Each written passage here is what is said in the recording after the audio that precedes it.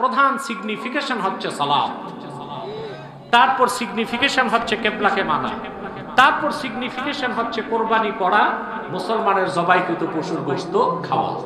কিন্তু কোন লোক কালেমা বিশ্বাস করে নাই, কালেমা বিশ্বাস স্বীকারও করে নাই, কিন্তু সে মুসলমানের দেখা দেখি নামাজ পড়তেছে কিবলামুখী হয়ে, মুসলমানের মতো দাড়ি টুপি রাখছে, মুসলমানের মতো নামও রাখছে, মুসলমানের জবাইকৃত পশুর গোশত খেলো, সে লোকটি মুসলিম না মুনাফিক? তার ব্যাপারে ইমাম আযম বলেছেন ফাহুয়া কাফিরুন ইনদাল্লাহ মুসলিম ইনদান নাস। মানুষ তাকে মুসলমান মনে করলো, আল্লাহর কাছে সে কাফের, তার ঈমান নাই। কি না? ঈমান নাই। কথা বুঝতেছে? পক্ষান্তরে আবার কোন ব্যক্তি সে যদি কালেমা তাইয়্যিবাকে, কালেমা শাহাদাতকে মনে প্রাণে বিশ্বাস করে, তার মানে আসলুল ঈমান, ঈমানের মূল বিশ্বাস ভিতরে চলে এসেছে, ওই লোকটা যদি জীবন চলে যাবার ভয়তে নামাজ না পড়তে পারে, বুঝেন নাই? হিন্দু পরিবারের জন্ম, সে পৌত্তলিকতাকে পরিহার করে তাওহীদকে বিশ্বাস করছে, মনে করে কালেমা শাহাদাতকে বিশ্বাস করছে, কালেমা তাইয়্যিবাকে বিশ্বাস করছে, সকল শিরক কুফরকে বর্জন করলো, ঈমানকে গ্রহণ করলো, কিন্তু সে প্রকাশ করতে পারছে না যে সে মুসলিম, তাকে হত্যা করা হবে, জুলুম করা হবে। ইমামে আযম বলেন যেহেতু সে কালেমাকে বিশ্বাস করেছে, তাসদিক বিল জানান আছে,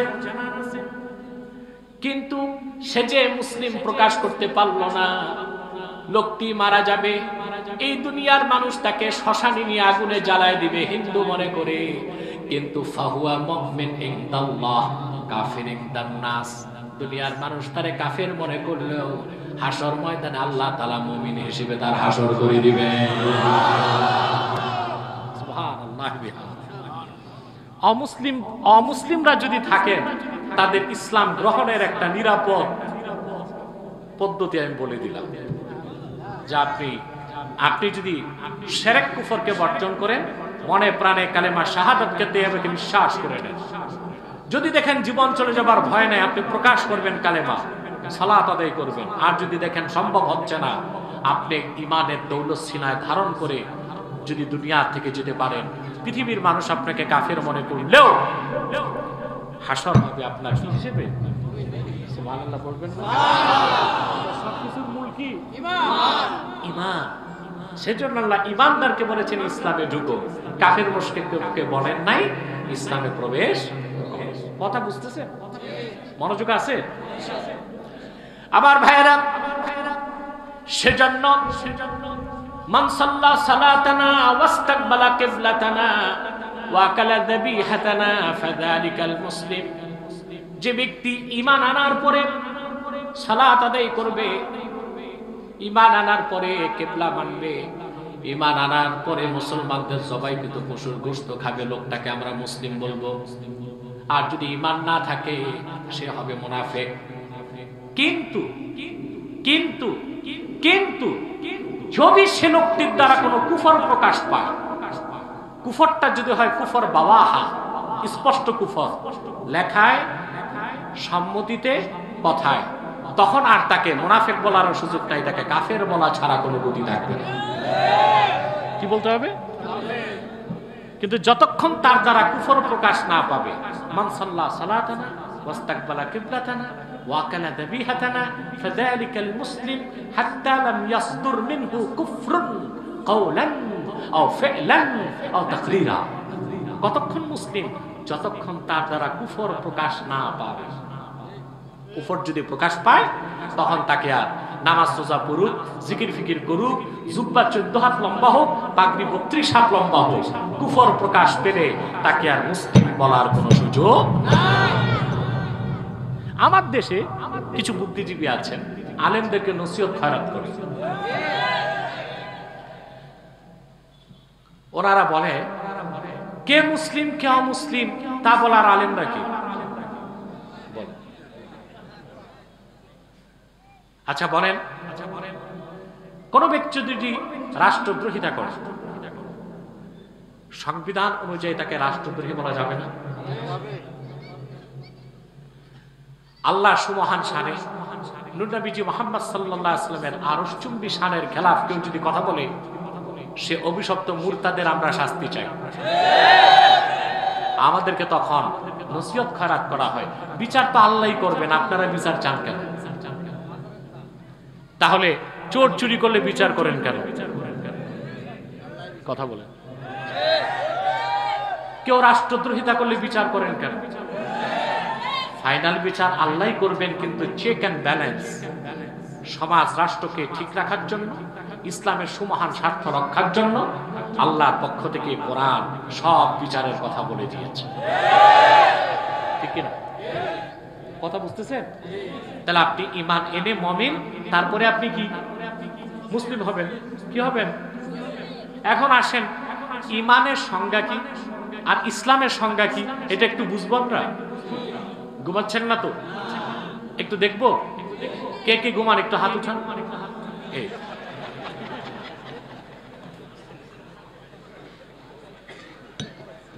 তার মানে আপনাদের মনোযোগ যে কোথায় যে আছে তা তো বুঝতে পারছি না। কথা বুঝতেছেন? সবার তো শুধু আল্লাহ বলেছেন ঈমানদারগণ ইসলামে প্রবেশ করো। এখন ঈমান কি ইসলাম কি আমি একটু সংজ্ঞা দিচ্ছি, বলবো। ঈমানের অনেকগুলো ডেফিনেশন, অনেকগুলো সংজ্ঞা। তা যদি বলতে যাই বিকেল গড়িয়ে রাত চলে আসবে। না না, এত ওয়াজ শুনলে তো কিছুই মনে থাকবে না। না হয় আমি ফ্লাইট মিস করলাম, ওইটা বড় কথা না। ওয়াজ তো কিছু বাড়ি যাবে না, বাড়ি যাবে। আরে ভাই, সাইকোলজিস্ট যারা তারা বলে 45 মিনিট পরে শ্রোতার মনোযোগ ঘুরে যায়। এই জন্য কখনোই স্কলার বক্তা তাদের 1 ঘন্টার বেশি আলোচনা করা উচিত না। 1 ঘন্টা আলোচনা সীমাবদ্ধ রাখলে জনগণ একটা মেসেজ নিয়ে বাড়ি যেতে পারে। আর সেটা যখন আনলিমিট হয় 3-4 ঘন্টা, তখন বক্তা নিজেও জানে না সে কি বললো, শ্রোতা নিজেও বুঝে না সে কি শুনল। ঠিক কিনা? আমরা বেশি সময় কম কথা না শুনে কম সময়ে বেশি কথা শুনে। ঈমানের অনেক সংজ্ঞা, রাত দিলেও শেষ করা যাবে না। বুঝলেন? এক কথায় বলে দিই, আমার ছাত্রদেরকে বিশেষ করে আমি সহিহ বুখারী পড়ানোর সময় শুধু কিতাবুল ঈমানের উপর আলোচনা হয়, শুধু ঈমান এর সংজ্ঞাটার উপর তাকরীর হয় 7 দিন। কয়দিন? শুধু ঈমানের সংজ্ঞা।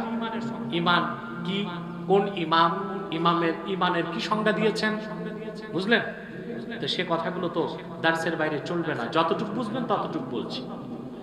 ঈমানের সবচেয়ে পূর্ণাঙ্গ সংজ্ঞা দিয়েছেন ইমাম আযম আবু হানিফা রাহমাতুল্লাহ।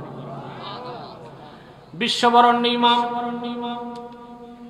আবু হানিফা রাহমাতুল্লাহি আলাইহি ঈমানের সংজ্ঞা দিতে যে বলেন, হুয়া মুজাররাদু তাসদীকি রাসূলিল্লাহ, শুধু আল্লাহর রাসূল মুহাম্মদ সাল্লাল্লাহু আলাইহি ওয়াসাল্লামের রিসালাতের বিশ্বাসটাই ঈমান। সুবহানাল্লাহ।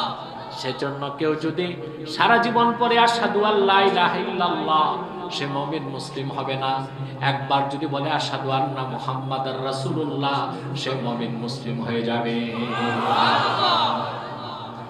ইমাম আযম ব্যাখ্যা দিয়েছেন, বিকুল্লি মা জাআ বিহি রাসূলুল্লাহ সাল্লাল্লাহু আলাইহি ওয়াসাল্লাম উলিমা যারুরাতান। আল্লাহ রাসূলের রিসালাতকে বিশ্বাস করার মানে কি? আল্লাহর আখিরি নবী নূর নবীজি মুহাম্মদ সাল্লাল্লাহু আলাইহি ওয়াসাল্লাম ১৫০০ বছর আগে আল্লাহর পক্ষ থেকে যা কিছু এনেছেন। এত আস্তে বললেন? যা কিছু বলেছেন হাদিস, যা কিছু এনেছেন, যা কিছু বলেছেন, যা কিছু নীতি নির্ধারণ করেছেন সুন্নাহ, সেই কোরআন, সেই হাদিস, সেই সুন্নাহ সবটুকু বিনা প্রশ্নে, বিনা তর্কে, চোখ বন্ধ করে বিশ্বাস করার নাম হলো ঈমান। সুবহানাল্লাহ। হাদিসের বিশ্বাস ঈমানের অংশ। আমার দেশে একটা ফেরকা এখন বের হয়েছে, আহলে কোরআন। ওনারা কোরআন শরীফ বিশ্বাস করে, হাদিস মানে না। আমি আল্লাহর নামে শপথ করে বলছি, কোরআন শরীফ সামনে রেখে, যদি কেউ বলে আমি শুধু কোরআন মানি, একটা হাদিসও মানি না, খোদার কসম সে কাফের। আপনারা এই রোজার আগের রোজায় 2 বছর আগে দেখেছিলেন কানাডা বিশ্ববিদ্যালয়ের এক বুদ্ধিজীবী আমার সাথে ডিবেটে এসেছিল হাদিস শরীফ নিয়ে। নাম বলবেন না, নাম বলার দরকার নেই। উনি কানাডা এক বিশ্ববিদ্যালয়ের হিস্ট্রি ডিপার্টমেন্টের চেয়ারম্যান। উনি তো যে ভাবসাব নিছে ডিবেটে আসার আগে, আমি বাচ্চা মানুষ, আমি কি বলবো তার সাথে। আলহামদুলিল্লাহ শোচনীয় ভাবে তিনি পরাজিত হয়েছে। এত বড় বেয়াদব তারা, আহলে কোরআন দাবিদাররা, তারা বলে ইমাম বুখারী নাকি ইহুদিদের দালাল ছিল। এক পর্যায়ে সেই বুদ্ধিজীবী বলে আমি হাদিস মানি, বুখারী শরীফ মানি না। আমি তাকে সেকেন্ড এপিসোডে চ্যালেঞ্জ করেছি, যা আসো বুখারী শরীফের প্রামাণ্যতা নিয়েও তোমার সাথে ডিবেট হবে। 2 বছর পার হয়েছে, বুদ্ধিজীবীরও চুল পেকেছে, আমারও কয়েকটা দাড়ি পেকে গেছে, এখন পর্যন্ত আর বসে নাই। ওরা ফাঁকা মাঠেই গোল দেবার চেষ্টা করে, যেখানে দেখে যোগ্য প্লেয়ার আছে ওখানে লেজ গুটিয়ে পালিয়ে যায়। এটাই অবিশ্বাসী, বেঈমান আর নাস্তিক সংশয়বাদীদের সবচেয়ে বড় খারাপ চরিত্র।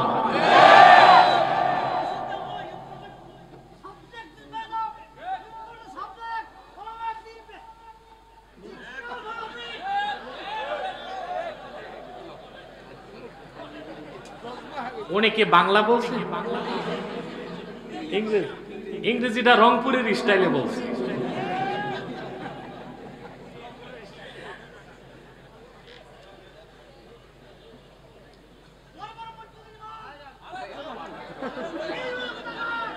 Sit down, please. Sit down, please. And listen my speech obediently, silently. The people are not well known about English. সম্মানিত সুধী, কথা বুঝতেছেন তো? উনি কিন্তু গুসা করে নাই, আবেগ দেখাইছে। ওনাকে ভুল বুঝবেন না। তাহলে হাদিস অস্বীকার করলে ঈমান থাকবে না? হাদিস বিশ্বাস ইমানের অংশ। ভালো করে বুঝেন, আজকে আমার সাবজেক্টই হচ্ছে ঈমান কি, ইসলাম কি, মুসলিম কে। কথা বুঝতেছেন? কারণ আমাদের দিকে আঙ্গুল তোলা হচ্ছে, কে মুসলিম কে অমুসলিম আমরা বলার কে না। কে মুসলিম কে অমুসলিম আল্লাহ চূড়ান্ত সংজ্ঞা নির্ধারণ করে দিয়েছেন কোরআন শরীফে। আল্লাহর কোরআনের সংজ্ঞা যে সংজ্ঞায়িত হবে তাকেই আমরা মুসলিম বলি। আল্লাহর কোরআনের সংজ্ঞায় যে কাফের হয় তাকেই আমরা কাফের বলি। আমাদের নিজস্ব কোনো অথরিটি নাই, আমাদের নিজস্ব কোনো ক্ষমতা নাই, ঠিক কিনা? সম্মানিত সুধী, তাহলে হাদিসের বিশ্বাসটাও ইমানের। হাদিসকে বাদ দিলে ইসলামের অস্তিত্ব খুঁজে পাবেন না। পাবেন? আমি শুনেছি আপনাদের অঞ্চলে আহলে কোরআনের কিছু এজেন্ট ঢুকতেছে। আমি চাই শুরুতেই 20 দাঁত ভেঙে দিতে। সব বলবো, ধৈর্য ধরেন। কুখ্যাত কাফেরদেরকে নির্মূল করাই আব্বাসের প্রধান মিশন। ধৈর্য ধরেন, আমাকে সময় দেন। সম্মানিত সুধী, হাদিস অস্বীকার করলে ইসলামের অস্তিত্ব খুঁজে পাবেন না। আপনার নামাজ পড়েন কয়েকত, এই নামাজ পড়ার কথা কোথায় আছে? আছে। 5 ওয়াক্ত পড়বেন কোথায় আছে? আকিমিস সালাতা তারাফিয়ান নাহারি ওয়া যুলাফাম মিনাল লাইল ইন্নাল হাসানাতি ইউযহিবনাস সাইয়্যাত। কয়েকত? ফজর কয়েকত পড়ে? ফরজ, যোহর, আসর, মাগরিব, এশা। এটা কোরআন শরীফের কোথায় আছে? হাদিস শরীফে আছে। তাহলে হাদিস বাদ দিলে ইসলামের মূল ভিত্তির একটা নামাজের অস্তিত্বই গেল, ঠিক কিনা? নামাজ খুঁজে পাবেন? কথা বলে না। আমি একটা উদাহরণ দিলাম। এইভাবে ইসলামের মূল সনদ হচ্ছে কোরআন এবং হাদিস। হাদিস অস্বীকার করলে আপনি রাসূলুল্লাহর রিসালাতকে বিশ্বাস করলেন না। আর রাসূলুল্লাহর রিসালাতের প্রতি সামান্য যা সন্দেহ থাকবে সে কোনোদিন মুসলমান হইতে পারে না। তাহলে ঈমান কাকে বলে? ইমামে আজম আবু হানিফা বলেন, আল্লাহর আখিরি নবী, নবীগণের মাথার তাজ, নূর নবীজি আমার মুহাম্মদ সাল্লাল্লাহু আলাইহি ওয়াসাল্লাম ১৫০০ বছর আগে আল্লাহর পক্ষ থেকে যা কিছু এনেছেন, যা কিছু বলেছেন, যা কিছু করেছেন, তার সবটুকু বিনা প্রশ্নে চোখ বন্ধ করে বিশ্বাস করার নাম হলো ঈমান। রাসূলুল্লাহর একটি সুন্নাত, সুন্নাতুম মুস্তাহকামা, অর্থাৎ সহিহ সনদে কাজটা সুন্নত বলে প্রমাণিত, এমন একটা সুন্নত যদি আপনি না করেন, আপনি কাফের মুশরিক হবেন না। কিন্তু এই সুন্নতকে যদি আপনি অস্বীকার করেন, কটাক্ষ করেন, আপনি কাফের হয়ে যাবেন। বুঝলেন না? সুন্নাহ কিরকম সুন্নাহ? সুন্নাতে মুস্তাহকামা, মুস্তাকিমা, প্রতিষ্ঠিত সুন্নাহ, যে ক্ষেত্রে সবাই একমত কাজটা রাসূলুল্লাহর সুন্নাহ, তা যদি আপনি আদায় না করেন, বদকিসমত, আপনি গুনাহগার হবেন। আমাদের মধ্যে অনেকে আছে শুধু ফরজ নামাজ পড়ে, সুন্নতগুলো পড়ে না, আছে না? সাবধান, আপনি যখন সফরে যাবেন তখন শুধু ফরজ নামাজ, সুন্নত আপনার ইখতিয়ার, পড়তেও পারেন, ছাড়তেও পারেন, কিন্তু মুকিম অবস্থায় অবশ্যই আপনাকে সুন্নতে মুআক্কাদাত গুলো আদায় করতেই হবে। পরিষ্কার ইবনে আবিদিন শামী দুররে মুখতার রাদ্দুল মুখতার ফতোয়া শামীতে লিখেছেন, ইয়াসামু বিতারকি সুন্নাতিল মুআক্কাদা কাল ওয়াজিব, সুন্নতে মুআক্কাদা বিনা কারণে তরক করলে ওয়াজিব তরক করার মতই বান্দা গুনাহগার হবে। আর মোল্লা আলী কারি মিশকাতুশ শরাইমের কাতে লিখেছেন, ইন্না তারকা সুন্নাহ ইউআদ্দি ইলা জান্দাকা, মানুষ যদি বারবার সুন্নত ছাড়তে থাকে, এই সুন্নত ছেড়ে দেওয়াটা তাকে নাস্তিকতার দিকে নিয়ে যায়। কখনো সুন্নত ছাড়বেন, মনে রাখবেন, মুস্তাহাবকেও ছোট মনে করবেন না।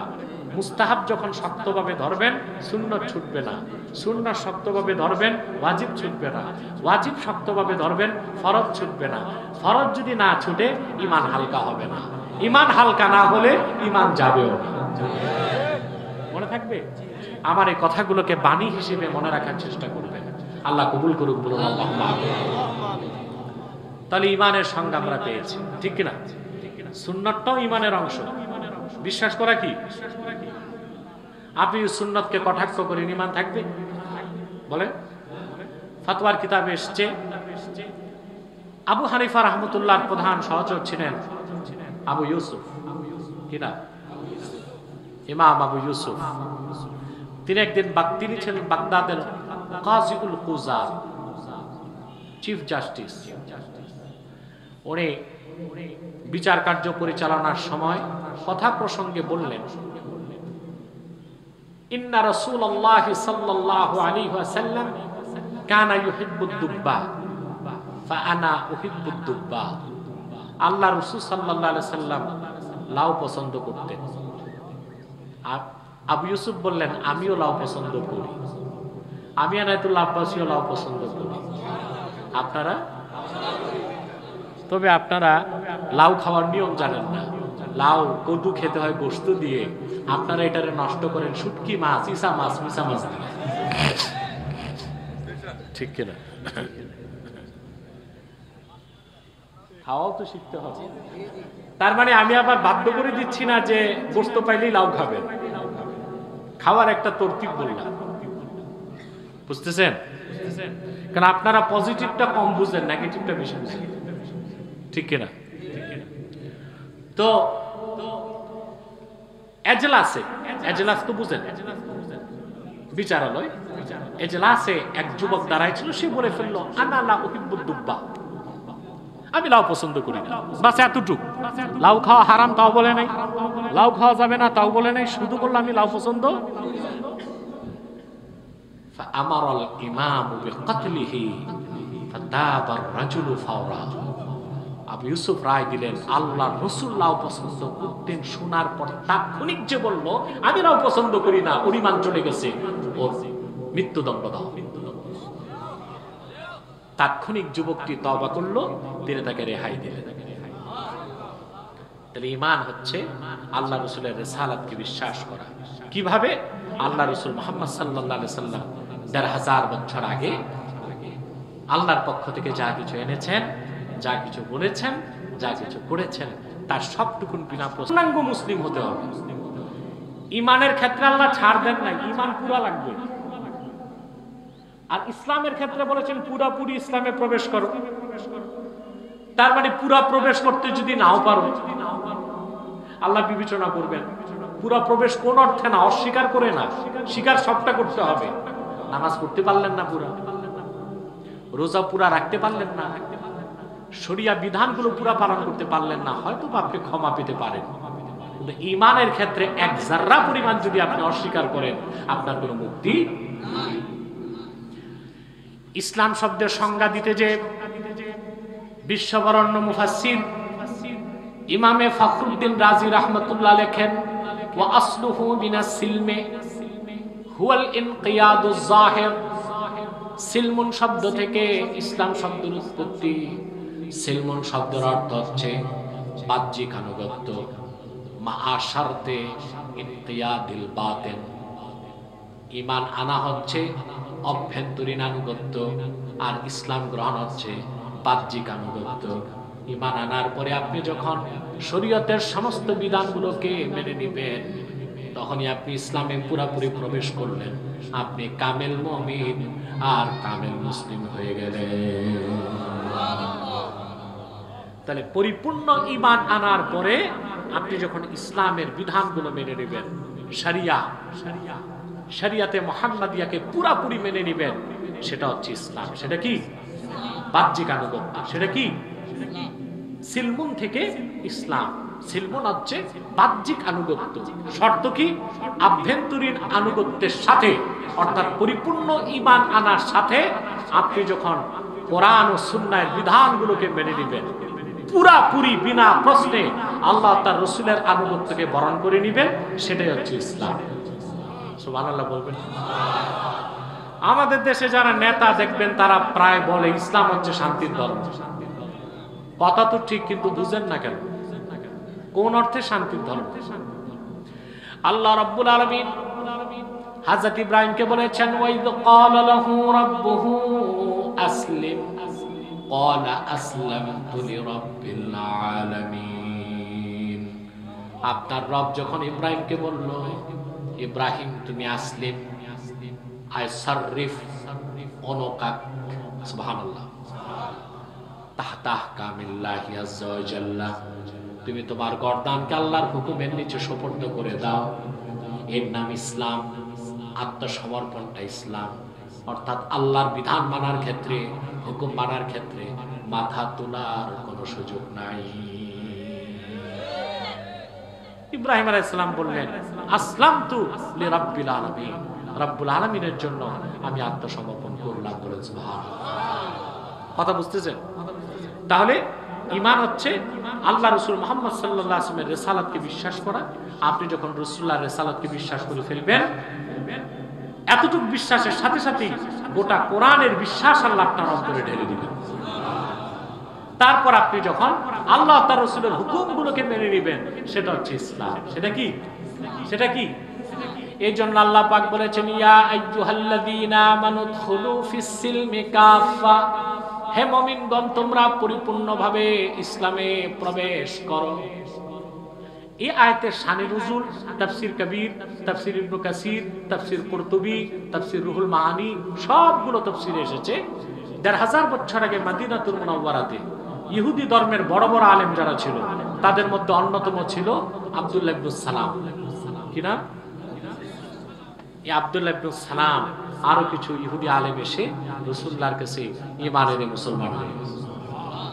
খেয়াল করেন, মুসলমান হবার পর আল্লাহ রাসূলের শরীয়তে সব তারা মেনে নিল। পাশাপাশি তারা তো ইহুদি ধর্ম মানত, এজন্য মুসা আলাইহিস সালামের শরীয়তের কিছু ভালো কাজও সাথে করতে লাগলো। ভালো করে খেয়াল করেন, কোন খারাপ মানুষের আদর্শ নেয় নাই। কার আদর্শ নিয়েছে? আল্লাহ রাব্বুল আলামিন বরদাস্ত করলেন না।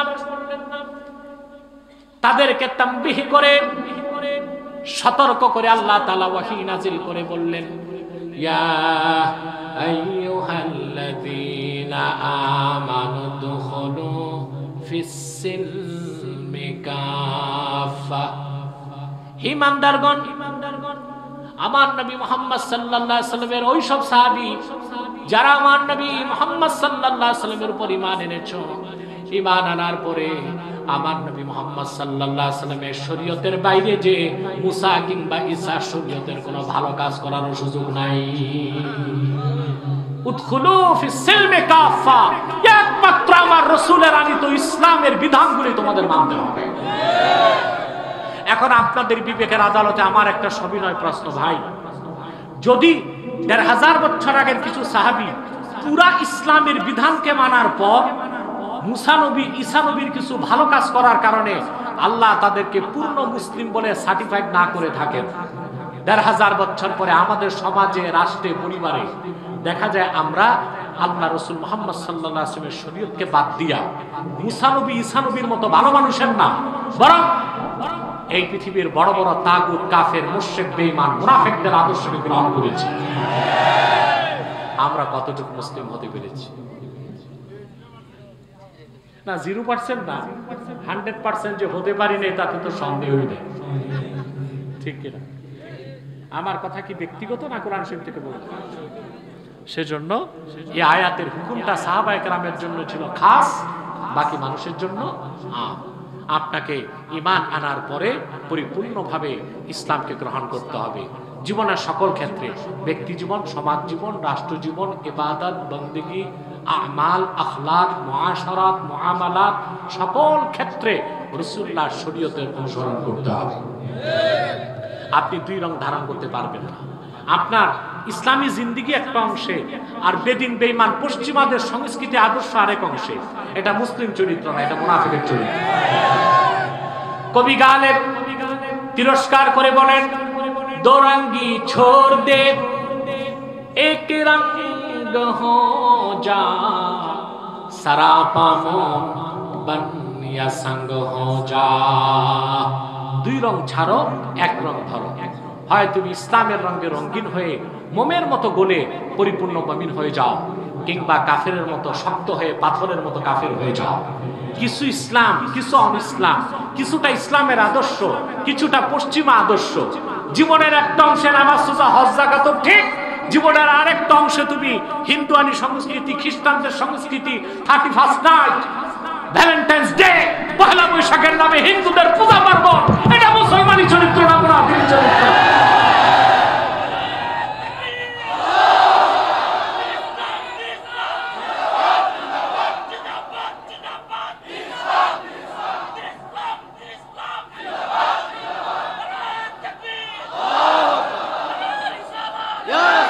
সাল্লাল্লাহু আলাইহি ওয়াসাল্লাম।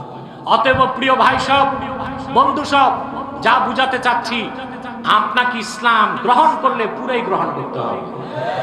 এখানে কোনো চুজিং অপশন নাই। অর্থাৎ পছন্দ হলো ইসলামের কিছু নিলেন, আবার খ্রিস্টানদের থেকে কিছু নিলেন, আবার সংস্কৃতির নামে বেদিনদের কিছু নিলেন, হ্যাঁ, চেতনার নামে আরো কারো কিছু নিলেন, ঐতিহ্যের নামে আরো কারো কিছু নিলেন। এই সুযোগ আল্লাহ মোটেও রাখেন নাই। ঈমান আনার পর আপনাকে সম্পূর্ণ আত্মসমর্পণ করতে হবে। আল্লাহ তার হাবিবের বিধান, নীতি, আদর্শের বাইরে কোনো কিছু করার অধিকার আপনার না। আপনি বলবেন কেন? বাক স্বাধীনতা বলে একটা কথা আছে, মুক্ত চিন্তা। আমাদের দেশে প্রগতিশীল জাতি এগুলোই বলে। ইসলাম মানার কথা বলে বলে ভাই ইসলাম তো মনে আছে, তবে একটু বাক স্বাধীনতা আছে না? বাক স্বাধীনতা, মুক্ত চিন্তা, এটার নাম দিয়েছে freedom of expression, freedom of speech. Freedom of speech হচ্ছে যা মন চায় তা বলা।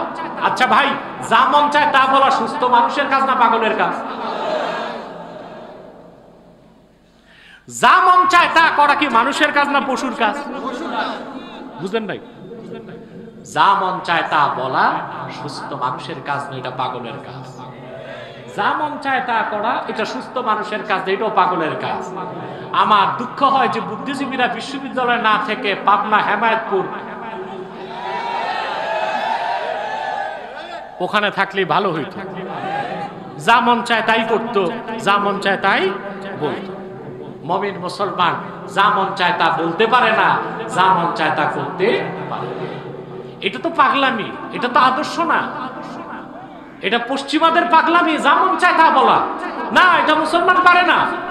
আপনার মুখ আছে বাক স্বাধীনতার নামে যা খুশি তা বলবেন, তা হয় নাকি?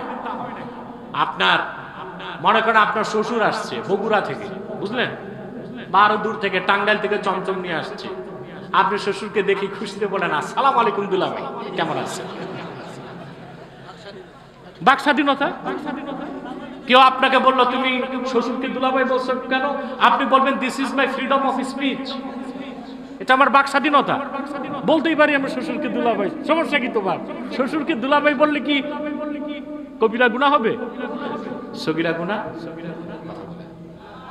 আমার দেশে মাকরু হবে, কি হবে? মাকরু হবে, মাকরু হবে, এর বেশি কিছুই হবে না। শ্বশুরকে দুলাভাই বলবে, আপনি আবার বললেন না, আদব বলেও তো একটা কথা আছে, ঠিক কিনা? আপনি যা মন চায় তা করবেন, যা মন চায় তাই আপনি বলবেন, এটা মুক্ত চিন্তা, ফ্রিডম অফ এক্সপ্রেশন। এটা কি মানুষের কাজ না পাগলের কাজ? আপনার এই ফ্রিডম অফ এক্সপ্রেশন এবং freedom of speech, human rights, মানবাধিকার, বাক স্বাধীনতা, মুক্ত চিন্তা, এগুলো ঢাকা বিশ্ববিদ্যালয়ে পড়ানো হয় সমাজ বিজ্ঞানে, রাষ্ট্রবিজ্ঞানে, সোশ্যাল সায়েন্সে, বুঝলেন? আর প্রফেসর আপনাকে পড়াচ্ছে, আপনি তাকে একটা দরখাস্ত করলেন, প্রিয় স্যার, যথাবিহিত বিনীত নিবেদন, আপনার স্ত্রীকে আমার প্রচন্ড পছন্দ হয়েছে, অতএব তাকে দান করিয়া বাধিত করিবেন। শিক্ষক হাতে দরখাস্ত নিবে না স্যান্ডেল নিবে? আপনি যদি বলেন sir this is the freedom of expression, এটা মুক্ত চিন্তা, আমার মন চাইছে চাইছি, দিবেন কি দিবেন না আপনার বিষয়। তাহলে বাক স্বাধীনতা, মুক্ত চিন্তার নামে আমার দেশে বুদ্ধিজীবীরা মানুষকে পশুত্বের কাতারে নিয়ে যেতে চাও না। আমার যুব সমাজকে ফিরে আসতে হবে আল্লাহর কোরআনের দিকে, রাসূলুল্লাহর সুমহান আদর্শের দিকে। মুসলমান যা খুশি তা বলতে পারে না, মুসলমান যা খুশি তা করতে পারে না।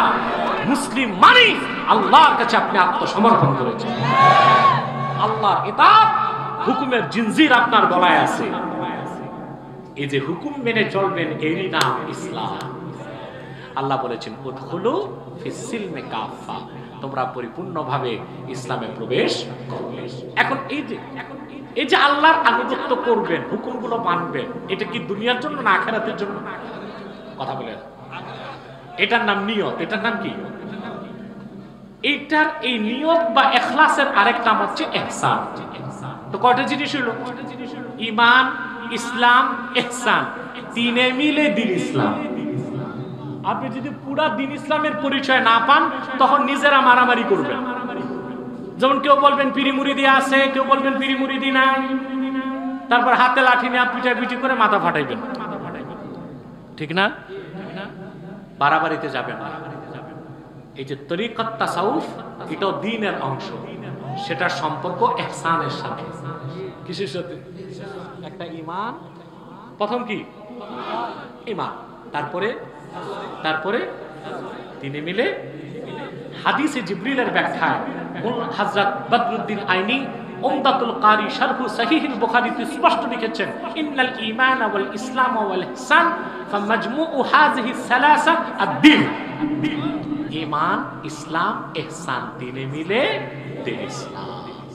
এই যে তরিকত তাসাউফ, জিকির, ফিকির, মুরাকাবা, মুশাহাদা, এই সব কিছুর সম্পর্ক ইহসানের সাথে।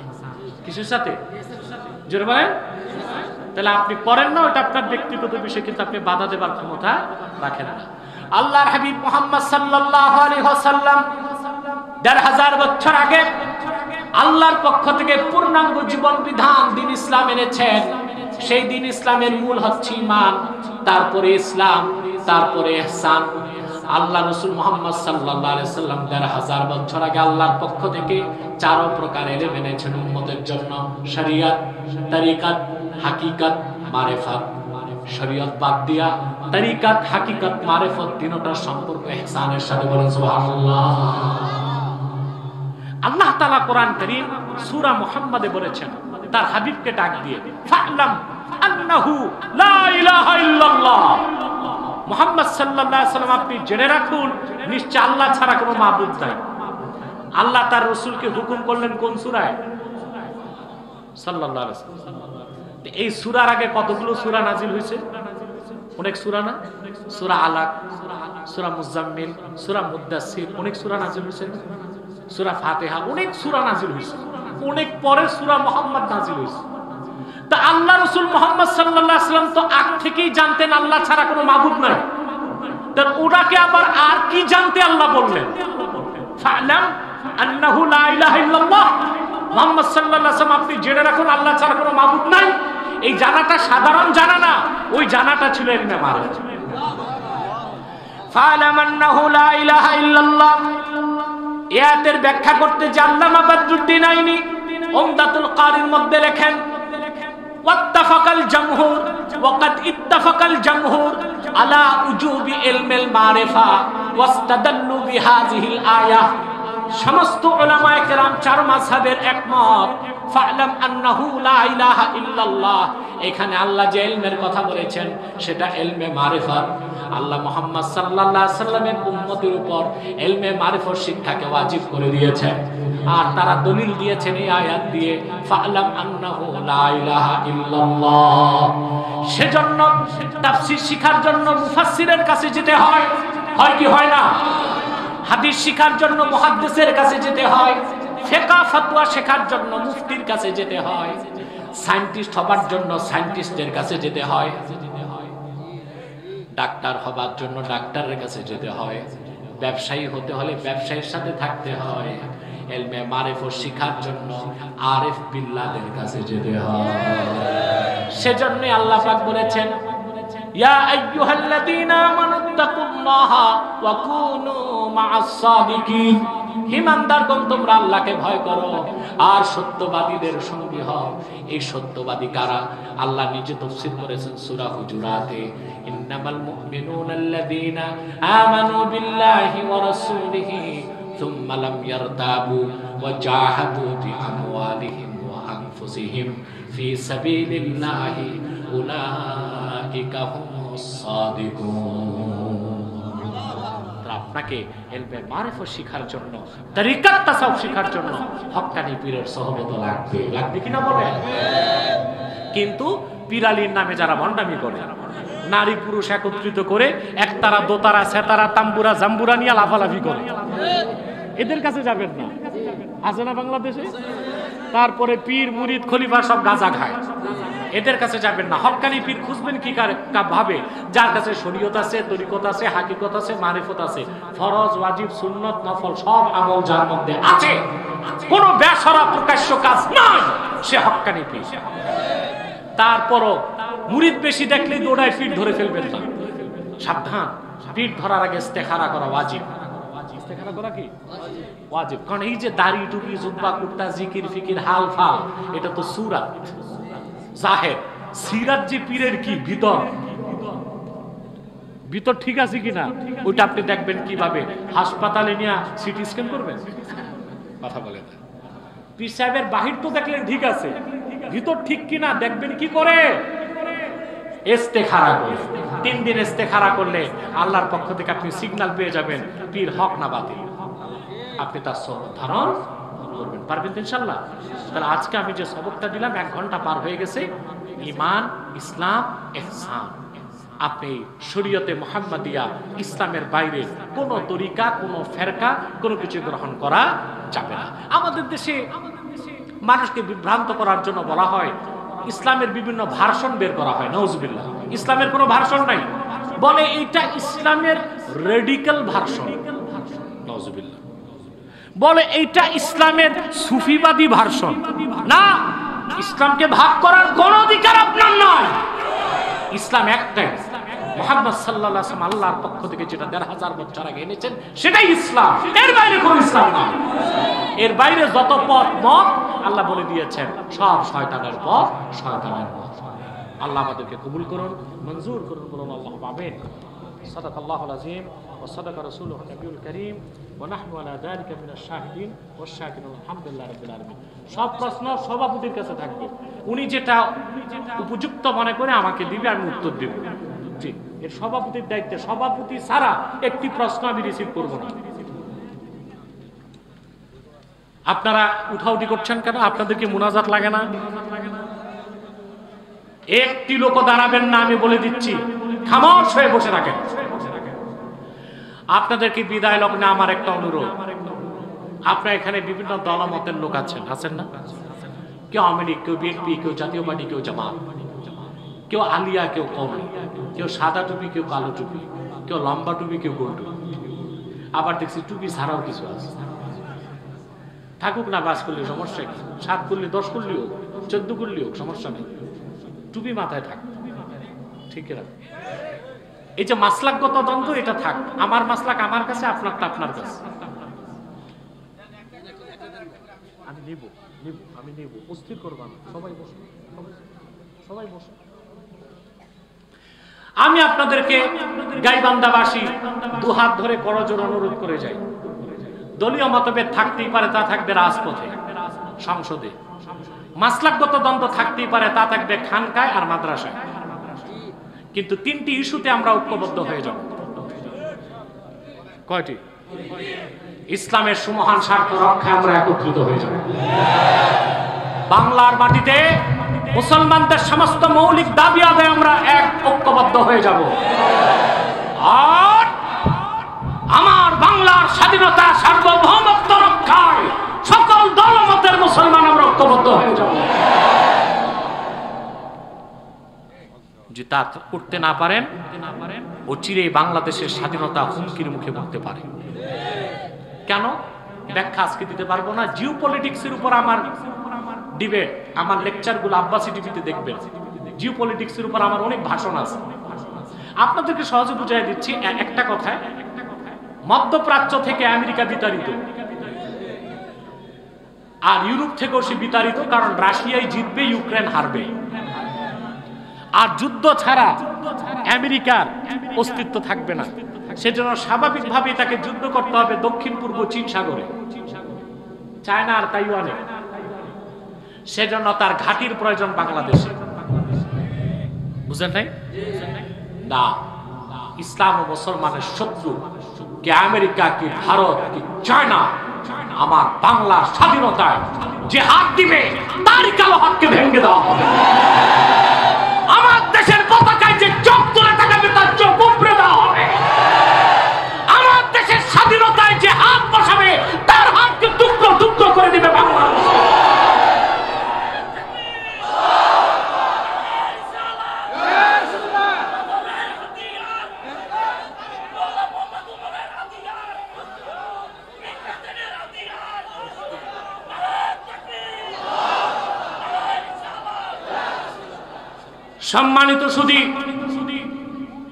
সম্মানিত সুধী, এই 3টি ইস্যুতে আপনাদের ঐক্যবদ্ধ থাকতে হবে।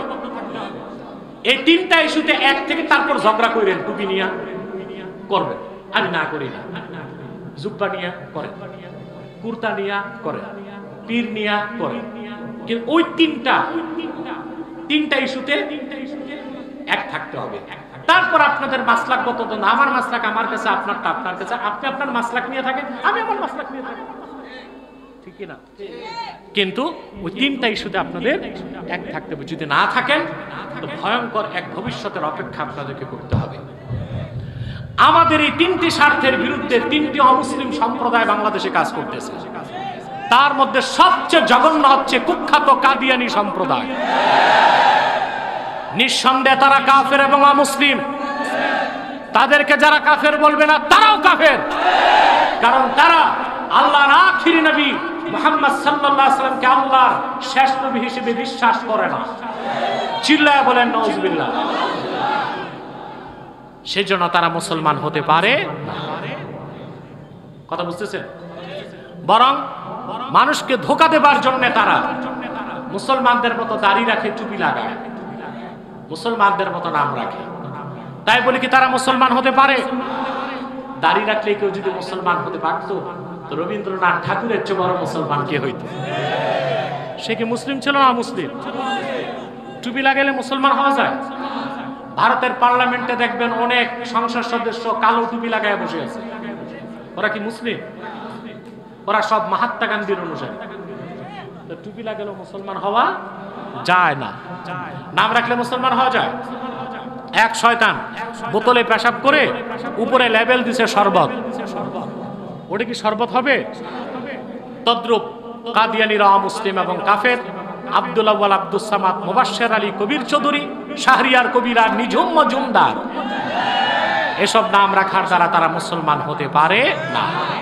আমার ভাইরা, আমার বন্ধুরা, আমার আল্লাহ নূর নবীজি আমার মুহাম্মদ সাল্লাল্লাহু আলাইহি সাল্লামের ইসলাম ও কোরআনের হাজার হাজার হাজার বছর পরে বর্তমান ভারতের কুখ্যাত পাঞ্জাবের কুখ্যাত গুরুদাসপুরের কুখ্যাত কাদিয়ানে ইংরেজ আমলে এক শয়তান নিজকে নবী দাবি করছে। চিল্লায় বলেন নাউজুবিল্লাহ। ওই শয়তান তার নাম রেখেছিল তার বাপ মির্জা গোলাম আহমদ কাদিয়ানি।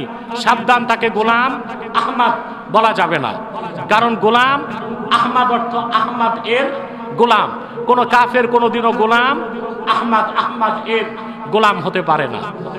আর কাদিয়ানের কাজ্জাব ছিল শেষ দরজার কুখ্যাত কাফের, সে গোলাম আহমদ এর গোলাম ছিল না, সে ছিল কুখ্যাত শয়তানের কুখ্যাত গোলাম। কাদিয়ানের কাজ্জাব, মিথ্যা নবুয়তের দাবিদার মির্জা গোলাম শয়তান কাদিয়ানির উপর গজব এসেছে 1908 সালে।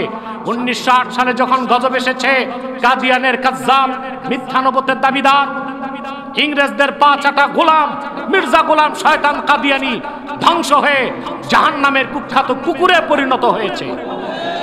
তার অনুসারীরাও ধ্বংস হয়েছে। বর্তমানে কিছু কাদিয়ানি বাংলাদেশে আছে যারা ইসলাম ও মুসলমানের বিপক্ষে চক্রান্ত করে যাচ্ছে, দেশের স্বাধীনতার বিপক্ষে চক্রান্ত করে যাচ্ছে। তাদেরকে নির্মূল করার জন্য এবং অমুসলিম ঘোষণার দাবি আদায় করার জন্য সকল দলের মতের মাসলাকের মুসলমানকে ঐক্যবদ্ধ হইতে হবে। ইতিমধ্যেই তারা আপনাদের অসচেতনতার কারণে 100 সেন্টার করে ফেলেছে বাংলাদেশে। ব্রাহ্মণবাড়িয়ায়, পঞ্চগড়ে, বগুড়ায়, এমনকি গাইবান্ধায় 100 সেন্টার তারা করে ফেলেছে। সেজন্য তারা নাম পরিবর্তন করে করে মিথ্যা পরিচয় দেয়। কখনো নিজেদের পরিচয় দেয় আহমদি জামাত, কখনো বলে আহমদিয়া জামাত, কখনো বলে আহমদি সম্প্রদায়, কখনো বলে আহমদিয়া সম্প্রদায়, কখনো বলে আহমদি মুসলিম জামাত, কখনো বলে আহমদিয়া মুসলিম জামাত। সাবধান, যত কাদিয়ানি ছিল আছে থাকবে, তারা কেউ আহমদি জামাত নয়, আহমদিয়া জামাত নয়, আহমদি সম্প্রদায় নয়, আহমদিয়া সম্প্রদায় নয়, আহমদি মুসলিম জামাত নয়, আহমদিয়া মুসলিম জামাত নয়, তারা শয়তানি জামাত, কুখ্যাত জাহান্নামের কুখ্যাত কুকুরের দল। আমাদের সকল দলের একটাই দাবি, অনতিবিলম্বে স্বাধীন বাংলায় শয়তান কাদিয়ানীদেরকে রাষ্ট্রীয়ভাবে অমুসলিম ঘোষণা করতেই হবে, করতেই হবে, করতেই হবে। এই দাবি আদায় যদি জানমাল দিতে হয়, কারা কারা প্রস্তুত আছেন হাত তুলে দেখা।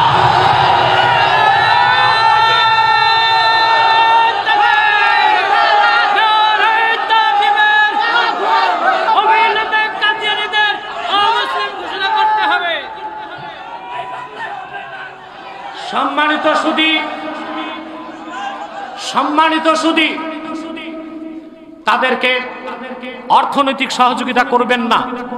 করেন, জি করেন। প্রাণ কোম্পানির যত জিনিস তাদের, সেজান কোম্পানির জুস তাদের, RFL এর পণ্যগুলো তাদের, প্রথম আলো, এটা প্রথম আলো না প্রথম অন্ধকার, কালের কণ্ঠ, ডেলি স্টার, এগুলো তাদের। এগুলো ধরবেন না, কিনবেন না, বেচবেন না, মনে থাকবে। আরেকটি অমুসলিম সম্প্রদায় আমাদের ইসলামের বিপক্ষে, মুসলমানের বিপক্ষে, দেশের স্বাধীনতার বিপক্ষে কাজ করে যাচ্ছে। এটা হচ্ছে খ্রিস্টান জামাত, ইসাই তরিকা। খ্রিস্টানদের একটা গোপন দল, এদের নাম হচ্ছে ইসাই তরিকাভুক্ত মুসলমান, আসলে খ্রিস্টান। এই পর্যন্ত 75 সালে তারা বাংলাদেশে ঢুকেছে। এই পর্যন্ত কয়েক লক্ষ মুসলিম পরিবারকে তারা খ্রিস্টান বানায় দিয়েছে। তাদের ব্যাপারে আপনাদের সতর্ক থাকতে হবে, পারবেন তো? বিদায় লগ্নে আরেকটা ফেরকার কথা না বললেই নয়, হিজবুত তাওহীদ। এটা হিজবুত তাওহীদ না, এটা হিজবুত শয়তান। এটা হচ্ছে ইহুদিদের বি টিম, দাজ্জালের বি টিম। এদের মূল প্রচার হচ্ছে দাজ্জাল বলতে কিচ্ছু নাই। এটা কেন বলে জানেন? আপনারা জানেন? আপনারা জানেন ঈসা আলাইহিস সালাম আকাশ থেকে নামবেন না? নবী হিসেবে না, উম্মত হিসেবে। ঈসা আলাইহিস সালাম যে আকাশ থেকে নামবেন এটা অস্বীকার করলে আপনি বেঈমান হয়ে যাবেন। সেই কথা তো বলতে পারে না, বলে দাজ্জাল বলতে কিছু নাই, তার মানে ঈসা নামার দরকার কি? তার মানে তারাই হচ্ছে দাজ্জালের বিটি। এলাকায় যখন গরু চোর ঢুকে, একদল গরু চুরি করে উত্তরে পালায়, আরেক দল চোর চোর বলে দক্ষিণে দৌড়ায়। এলাকাবাসী কোন দিক যায়?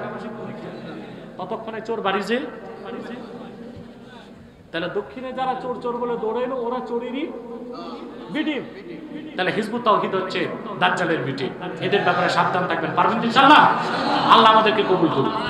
আমি প্রাণ ভরে দোয়া করি এই কমিটির জন্য, এই খানকার জন্য, এলাকাবাসীর জন্য, বিশেষ করে গাইবান্ধা প্রশাসনের জন্য। মাননীয় পুলিশ সুপার যথেষ্ট সহযোগিতা করেছেন মাহফিলটির জন্য, এবং এখানে প্রশাসনের গোয়েন্দা সংস্থার কর্তব্য ব্যক্তিগণ আছেন, পুলিশের ফোর্স আছেন, তারা কোরআন কারীমের মাহফিলের জন্য যে সহযোগিতা করেছেন, আমরা প্রাণ উজাড় করে দোয়া করব আল্লাহ তাআলা তাদের প্রত্যেককে দ্বীনের পক্ষে কর্মী বানায়। পৌরসভার মেয়র তিনিও খুব সহযোগিতা করেছেন, আমরা সবার জন্য দোয়া করব। আমার কাছে কিছু প্রশ্ন আসছে, আমি উত্তর দিয়ে মুনাজাত করবো ইনশাআল্লাহ, ঠিক আছে? আপনি 11 বার ইস্তেগফার করেন, একবার সূরা ফাতিহা পড়ুন।